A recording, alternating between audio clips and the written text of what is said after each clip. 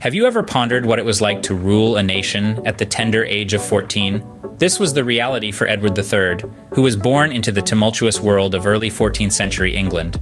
Born in 1312, Edward was the eldest son of Edward II and Isabella of France. His childhood was far from ordinary, shaped by the political upheavals of the time. His father's reign was fraught with conflict and controversy, leading to his deposition by his own wife, Isabella, and her lover, Roger Mortimer. The young Edward was thrust into the role of king in 1327, guided and controlled by his mother and Mortimer. While the world of court intrigue and power struggles was far from an ideal playground, it was here that Edward began to learn the art of kingship. But being a king at such a young age was just the beginning of Edward's remarkable journey. Edward III's reign was marked by military conquests, cultural advancements, and significant changes to English governance. This period of history was characterized by a series of military campaigns that showcased Edward's strategic brilliance and determination. His involvement in the Hundred Years' War and the Wars of Scottish Independence were particularly notable. These wars were marked by key battles such as Crécy, Poitiers, and the Siege of Calais, where Edward's strategies for warfare and expansion were put to the test. His victories in these battles not only expanded England's territories, but also solidified his reputation as a formidable warrior king. Simultaneously, Edward III's reign saw a flourishing of courtly culture and patronage of the arts.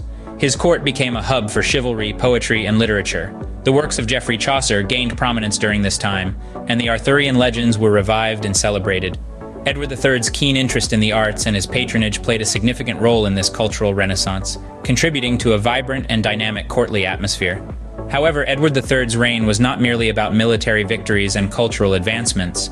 He also brought about significant legislative changes that reshaped English governance. Edward III established the Order of the Garter, one of the most prestigious orders of chivalry, which still exists today. He also brought about the development of the Model Parliament, a legislative assembly that included representatives from all social classes. These changes not only established a more inclusive form of governance, but also strengthened the English Parliament, giving it more authority and influence. In essence, Edward III's reign was a period of transformation for England. It was a time of military victories, cultural prosperity, and legislative innovations. It was during his reign that England emerged as a major European power, both in terms of its military prowess and its cultural and legislative sophistication. Edward III's reign was not only marked by military victories, but also by significant cultural and legislative achievements. Edward III's reign spanned over half a century, but what legacy did he leave behind? An indelible mark was etched into his reign by the Black Death, the catastrophic pandemic that devastated England and changed the course of history. Society, economy, and politics all were fundamentally altered.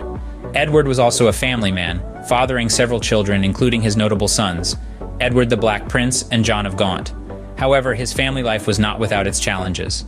The later years of his reign were marred by a succession crisis, a struggle for power that would shape the future of the English monarchy. In 1377, Edward III passed away, leaving behind a realm forever altered by his reign. His death marked the end of an era, but his influence lived on.